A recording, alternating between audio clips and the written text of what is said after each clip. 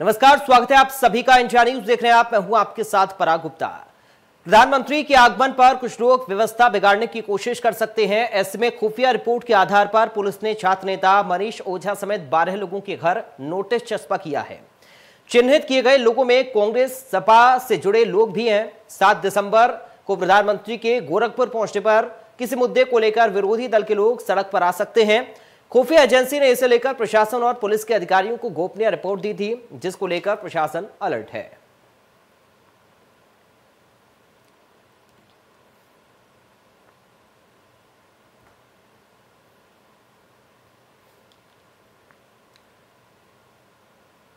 मंगलवार का दिन ऐतिहासिक होगा। देश के प्रधानमंत्री नरेंद्र मोदी मंगलवार को एम्स और खाद कारखाने की सौगात देंगे। इसको लेकर पूरी तैयारियों को अंतिम रूप दिया जा रहा और प्रधानमंत्री खाद कारखाना और एम्स लोकार्पण के बाद लगभग 2 घंटों तक गोरखपुर रहेंगे। इसको देखते हुए ट्रैफिक व्यवस्था, साफ सफाई और पेयजल की व्यवस्था समेत सभी सुविधाओं को लेकर जिला और मंडल प्रशासन लगातार बैठक कर रहा है। वहीं 4 दिसंबर को सीएम योगी ने कार्यक्रम स्थल का निरीक्षण किया था और अधिकारियों से सुरक्षा व्यवस्था की जानकारी भी ली थी। सोच ईमानदार तो काम दमदार, इस नारे को लेकर के बीजेपी लगातार मैदान में है और कल के कार्यक्रम को लेकर के पूरी तरीके से कमर कस ली गई है। कल का दिन ऐतिहासिक बनाने के लिए तैयारियां आप देखेंगे जोर शोर पे है और आप देखेंगे कि ये फर्टिलाइजर जाने वाला जो रोड है, जो मुख्य मार्ग है, वहाँ पे चप्पे चप्पे पे पुलिस की भी पैनी नज़र है और बाकायदे यहाँ पे नगर निगम और प्रशासन की तरफ से रोड को तैयार किया जा रहा है। और जगह जगह आप देखेंगे तो मोदी और योगी के और खासकर सरकार के द्वारा चलाए जा रहे योजनाओं से पूरा बैनर, पूरा सड़क और अगल बगल के इलाके पटे हुए हैं। और पूरी तरीके से आप देखेंगे कि ये जो है पार्किंग एरिया बनाया जा रहा है, यानी सारे जितने भी बसेज हैं, जितने भी ट्रैक्टर ट्राली हैं या फिर जो 2 पहिया वाहन है या फिर VVIP गाड़ियाँ हैं, उन सब की व्यवस्था के लिए बाकायदे एक जगह चिन्हित कर दिया गया है और वहां पे वो खड़े होंगे।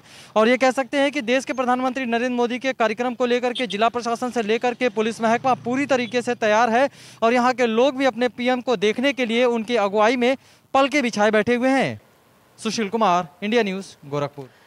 देश के प्रधानमंत्री नरेंद्र मोदी के 7 दिसंबर के आगमन को लेकर सभी प्राइवेट शिक्षण संस्थाओं को बंद कर दिया गया है। ऐसे में ऑनलाइन क्लासेस चलेंगे, लेकिन स्कूल पूरी तरह से बंद रहेंगे। बता दें कि गोरखपुर स्कूल एसोसिएशन ने 7 दिसंबर को प्रधानमंत्री मोदी के आगमन को लेकर सभी स्कूलों में ऑफलाइन कक्षाएं बंद रखने का निर्णय लिया है।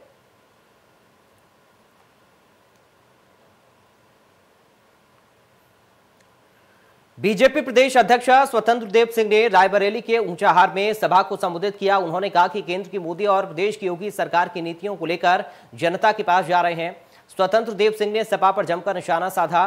कहा कि सपा गुंडों को जेल से निकलवाने के लिए सरकार बनाएगी क्या? स्वतंत्र देव सिंह ने कहा कि बीजेपी ईमानदारी से अपने किए गए काम और राष्ट्रवाद के मुद्दे पर मैदान में है।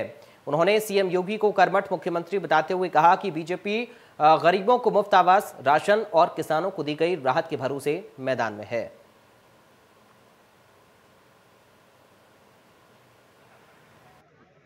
बरसते मां के आंचल में छिपने वाला जब देश का प्रधानमंत्री बनता है न जाता है, न खाने से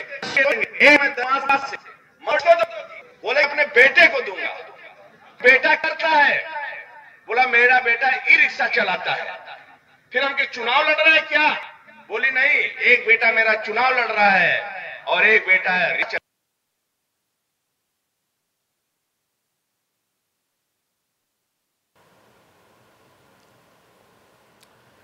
सहारनपुर में शिया वक्फ बोर्ड के पूर्व अध्यक्ष वसीम रिजवी धन परिवर्तन को लेकर सुर्खियों में है। जमीयत दावतुल मुसलमीन के संरक्षक और प्रसिद्ध आलिम दीन मौलाना कारी इसहाक गौरा ने अपनी प्रतिक्रिया दी है।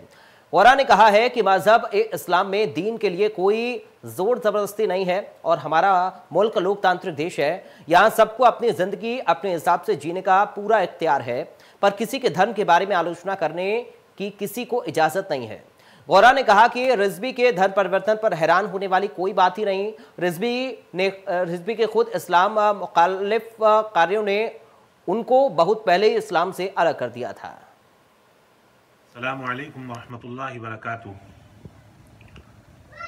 वसीम रिजवी के धर्म परिवर्तन को लेकर हैरानी की तो कोई बात ही नहीं है, क्योंकि खुद रिजवी ने इस्लाम मुखालिफ कार्यों को कर करके इस्लाम से खुद को अलग ही कर लिया था।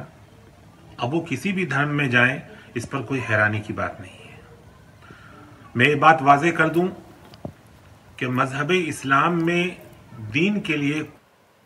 खबर लखनऊ से है, जहां पर कांग्रेस महासचिव प्रियंका गांधी ने चुनाव से जुड़ी तमाम कमेटियों की बैठक में शामिल हुई, लेकिन सबसे पहले उन्होंने डॉक्टर अंबेडकर के परिनिर्वाण दिवस पर उनके चित्र पर माल्यार्पण करके उन्हें श्रद्धांजलि दी।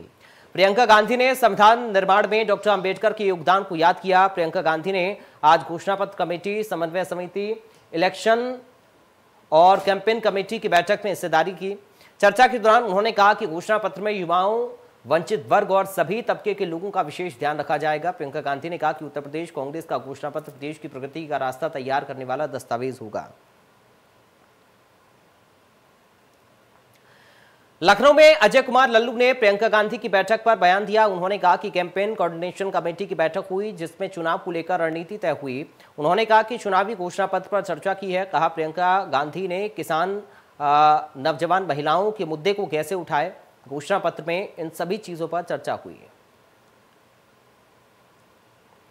देखिए, उत्तर प्रदेश में जंगल राज है, महिलाएं सुरक्षित नहीं है और वो महिला अपनी पूरी स्थिति वाक़या कर रही थी कि किस तरह उसके साथ घटना हुई और घटना के जो आरोपी हैं उनके खिलाफ कार्रवाई करने के बजाय पुलिस इन्हीं को धमका रही है, इन्हीं को परेशान कर रही है।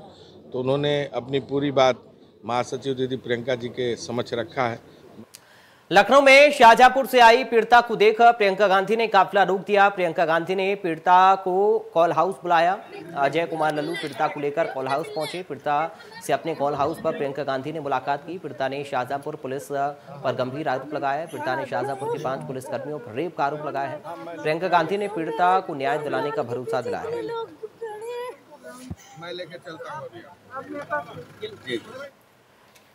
तीनों कृषि कानून को वापस लिए जाने पर बीकेयू राष्ट्रीय अध्यक्ष भानु प्रताप ने कहा कि जब तक फंडिंग होती रहेगी तब तक राकेश टिकैत का आंदोलन चलता रहेगा।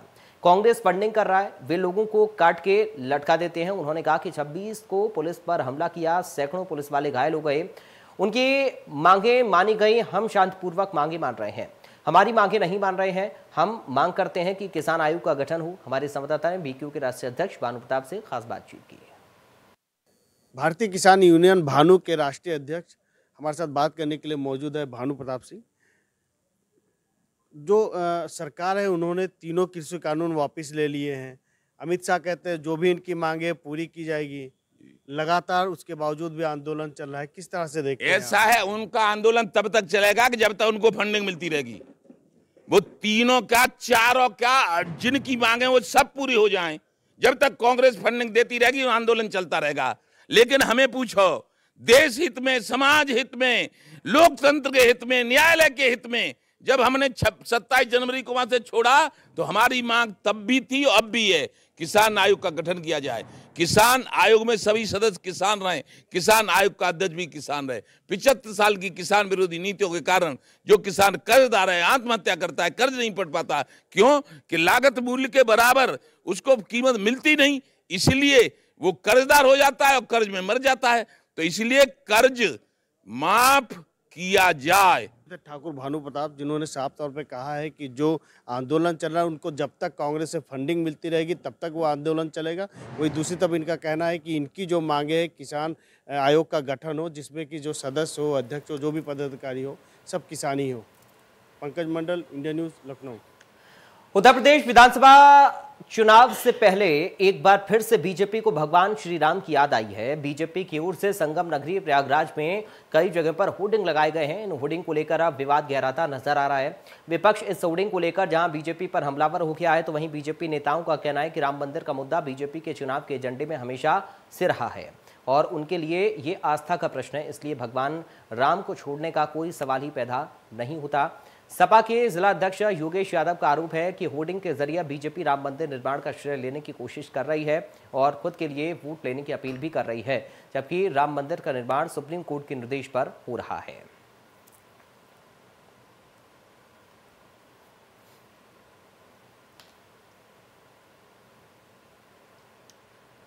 अब खबर उन्नाव से है, जहां पर ठाकुर देवकी नंदन महाराज की कथा में सरकार में मंत्री मोहसिन रजा ने शिरकत की और इस दौरान उन्होंने व्यासपीठ के माथा टेककर आशीर्वाद दिया। मोहसिन रजा ने कहा कि धार्मिक अनुष्ठानों से संस्कृत का प्रचार प्रसार होता है। उन्होंने मंच से राधे राधे बोलकर श्री कृष्ण को जगत का पालनहार बताया। विपक्ष पर निशाना साधते हुए कहा, विपक्ष के नेता ये हमें बताएं कि उन्हें आस्था है कृष्ण जी में या नहीं, या विकास कार्य में उनकी रुचि है कि नहीं। इसका मतलब है कि विपक्ष नकारात्मक राजनीति करता है। उन्होंने कहा कि विपक्ष तुष्टीकरण की बात करता है, हम विकास की बात करते हैं।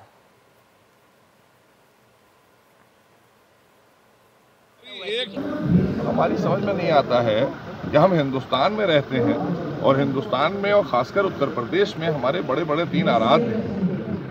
आप उनको कैसे आप छोड़कर इस तरह की तुष्टीकरण की या इस तरह की राजनीति करते हैं, चाहे वो कांग्रेस के साथी हो, चाहे वो सपा हो, बसपा हो। इनको कम से कम इन सब चीज़ों से तो ऊपर उठकर हमने विकास भी किया है, हमने अपने आराध्यों का भी विकास किया है, हमने वहाँ पर सौंदर्यीकरण भी किया है। तो अगर आज अयोध्या का भव्य राम मंदिर बन रहा है, उसमें रोड़ा अटकाने वाले लोग आज मथुरा पर प्रश्न क्यों?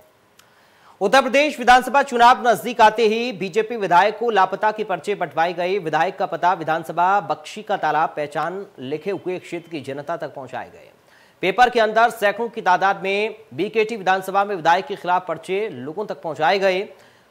तो वहीं बीजेपी विधायक को पोस्टर में बताया गया लापता। पोस्टर में लिखा है, विधायक को ढूंढ कर लाने वाले लोगों को कांग्रेस नेताओं की तरफ से सम्मानित किया जाएगा, जिसका वीडियो पेपर में पर्चा रखते हुए वायरल हो रहा है। मंगलवार को क्रांतिधरा बेरठ से सपा और रालोद हुंकार भरेंगे। यूपी में सपा रालोद गठबंधन के पहली संयुक्त रैली होने जा रही है। इस रैली को नाम दिया गया है परिवर्तन रैली, यानी गठबंधन के सारे यूपी में अखिलेश और जैन परिवर्तन की कोशिशों में लगे हुए हैं। इस परिवर्तन रैली पर सभी राजनीतिक दलों की नजरें टिकी हैं। सबसे बड़ी बात यह है कि गठबंधन पर पूरी तरीके से भले ही तस्वीर साफ ना हुई हो, लेकिन संयुक्त रैली करके अखिलेश यादव और जैन चौधरी ये संदेश देना चाहते हैं कि उनमें कितना तालमेल है।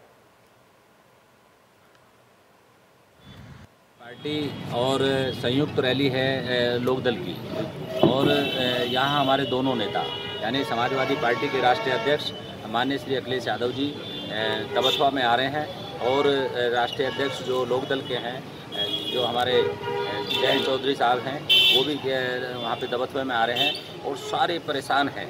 भाजपा के खेमे में इस तरीके की मायूसी है, खलबली है कि दोनों नेता एक मंच पे आ रहे हैं। और ये मान लीजिए कि कल ऐलान होगा, भाजपा का सफाया करने का ऐलान होगा, और भाजपा से सब लोग तंग हैं।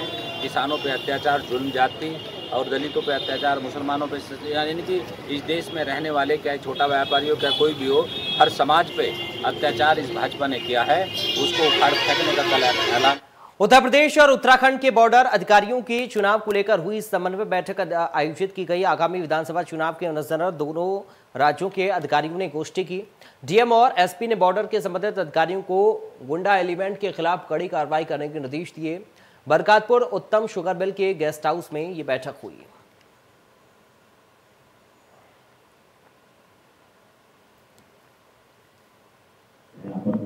आयोग के निर्देशों के क्रम में अंतर्राज्यीय जो जनपद हैं उनमें समन्वय स्थापित करके निष्पक्ष शांतिपूर्ण ढंग से चुनाव कराने के लिए संबंधित अधिकारियों के साथ वार्ता की गई है, और निर्वाचन के लिए जो भी निर्देश हैं आयोग के उनका 100% अनुपालन कैसे किया जाए, अधिकारियों में सामंजस्य कैसे स्थापित हो सके, और अभी से उसके लिए प्रभावी कार्रवाई की जाए, इस पर चर्चा की गई।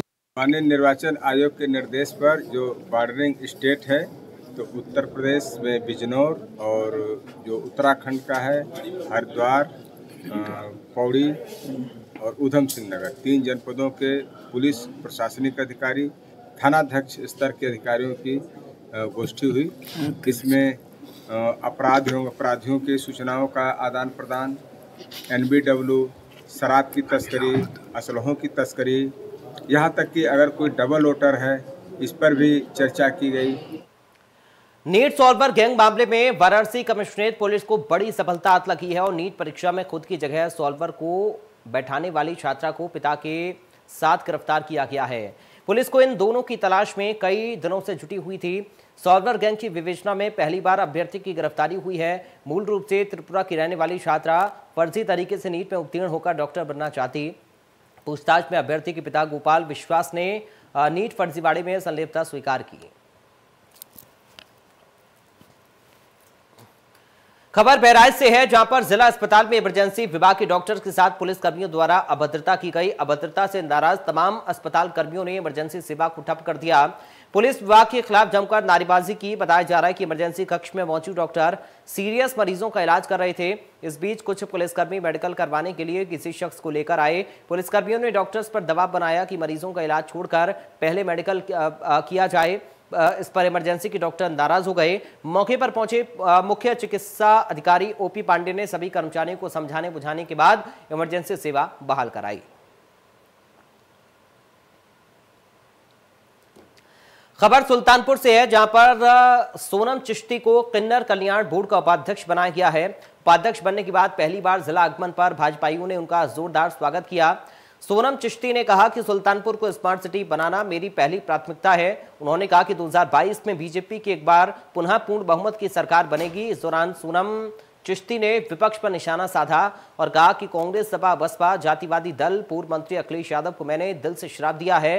कहा कि बीजेपी की सरकारों ने विकास कार्यों से जनता का दिल जीता है।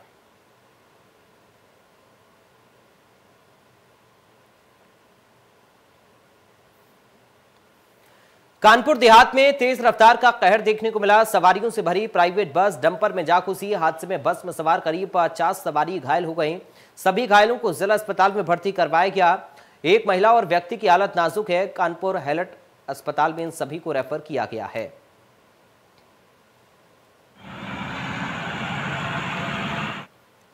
गाजियाबाद में एक समान मुआवजे की मांग को लेकर किसानों ने गाजियाबाद विकास प्राधिकरण के दफ्तर के मुख्य दरवाजे पर ताला लगा दिया।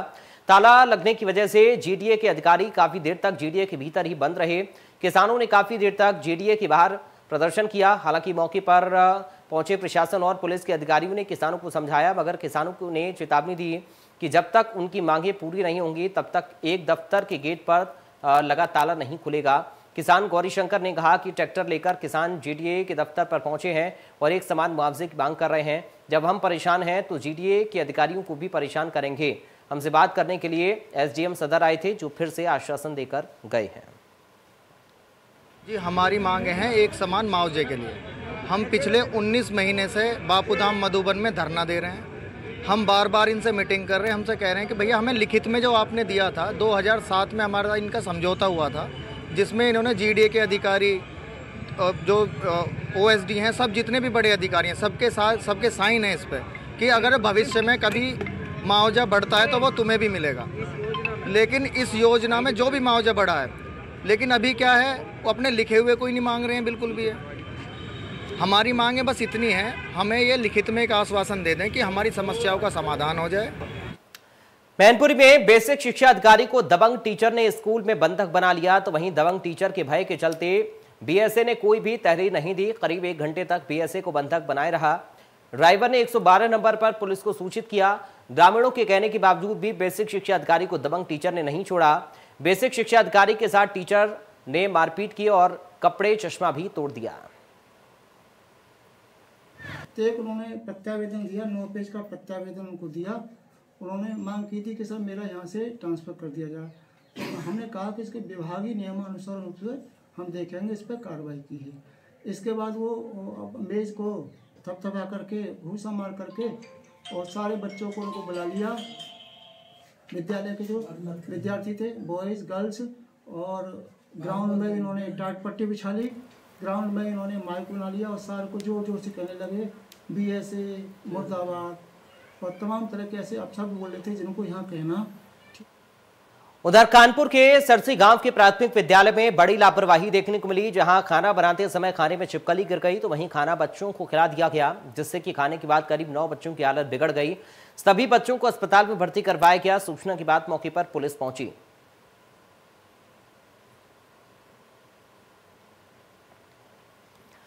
प्रतापगढ़ में शादी समारोह में दबंगों का तांडव देखने को मिला। पूरी वारदात सीसीटीवी कैमरे में कैद हो गई। दबंगों ने हॉकी डंडे और असलाहा से लैस शादी समारोह में तांडव मचाया। आशीर्वाद देने को स्टेज के सामने बैठी महिलाओं में भगदड़ मच गई। मैरिज हॉल के मालिक सुनील मौर्य की भांजी की बारात आई थी। बता दें कि बारातियों में डांस को लेकर विवाद शुरू हुआ, जिसमें सुनील नाम के युवक ने फटकार लगाई। फटकार से आक्रोशित दबंगों ने सुनील और उसके मैनेजर की जमकर पिटाई कर दी। सूचना पर पहुंची पुलिस तो शादी हो सकी।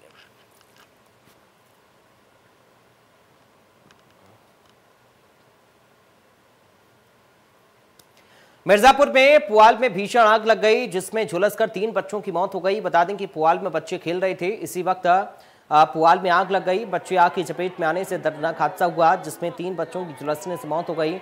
ये मड़िहान थाना क्षेत्र के पचोखरा खुर्द गांव की घटना है।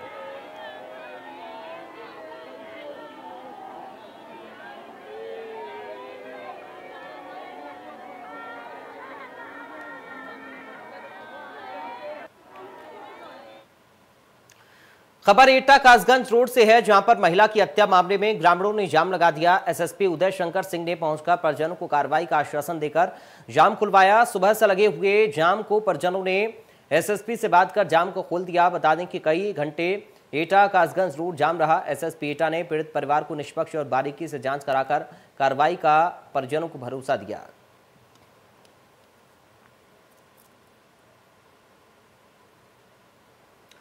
ग्रेटर नोएडा के सेक्टर बीटा 2 कोतवाली पुलिस ने 2 शातिर बदमाशों को गिरफ्तार किया है। पकड़े गए आरोपियों से 1 कार, 2 स्कूटी, 1 मोटरसाइकिल समेत 53,500 रुपए बरामद किए गए। पुलिस का यह कहना है कि बदमाशों के खिलाफ अलग अलग थानों में दर्जनों मुकदमे दर्ज हैं। फिलहाल पुलिस बाकी अपराधियों की तलाश कर रही है।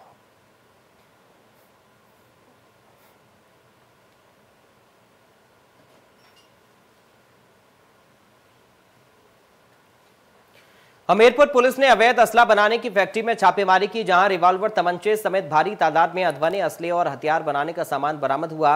इस मौके पर पुलिस ने 5 लोगों को गिरफ्तार कर लिया। इस दौरान पुलिस से बदमाशों के बीच फायरिंग भी हुई और एक बदमाश भागने में कामयाब रहा। बता दें कि असला फैक्ट्री कई दिनों से चल रही थी। बदमाशों का असलों का आने वाला विधानसभा चुनाव में आपराधिक गतिविधियों में इस्तेमाल करने का इरादा था। फिलहाल पुलिस फरार बदमाश की तलाश कर रही है। थाने में अभी शस्त्र फैक्ट्री पकड़ी गई है, जिसमें कुल 21 अवैध शस्त्र बरामद हुए हैं। ये हाल के दिनों में ये चौथी अवैध शस्त्र फैक्ट्री पकड़ी गई है। एक बहुत बड़ी कार्रवाई है अवैध शस्त्रों के विरुद्ध। निश्चित रूप से चुनाव में इनके दुरुपयोग की संभावना से इनकार नहीं किया सकता है। खास बात ये रही कि इस बार जो ये शस्त्र फैक्ट्री पकड़ी गई है, जिसमें ये पप्पू बिंदा दिन पकड़ा गया है, ये चौथी बार ये पकड़ा गया है अवैध शस्त्र फैक्ट्री में। और जिस चुनाव में दुरुपयोग की संभावना की बात कर रहे हैं, उसमें बता दें कि बांदा जनपद में प्रधान फीमा है, उसकी पत्नी प्रधान है, उसके ऊपर कुल 19 मुकदमे हैं। चुनाव के दौरान ही इससे उसने अवैध शस्त्र घर पे इसको बुला करके हमीरपुर में महिलाओं ने एसपी ऑफिस पर जमकर हंगामा काटा। इस दौरान महिला ने एसपी ऑफिस के बाहर फांसी लगाकर आत्महत्या करने की कोशिश की। महिलाओं ने पुलिस पर आरोपियों को बचाने के गंभीर आरोप लगाए। पीड़ित महिला ने कहा कि हत्या के सबूत मिटाने वाली महिला का नाम हटाया। पुलिस पैसे लेकर केस से नाम हटाने का आरोप पुलिस के ऊपर लगा। बता दें कि बीते 18 नवंबर को बिलगांव में कुल्हाड़ी से युवक की हत्या की गई थी। मृतक की मां और बहनों ने एसपी से आरोपियों की जल्द गिरफ्तारी की मांग की। तो फिलहाल इन तमाम खबरों के साथ इस बुलेटिन से मुझे दीजिए इजाजत। आप देखते रहिए इंडिया न्यूज।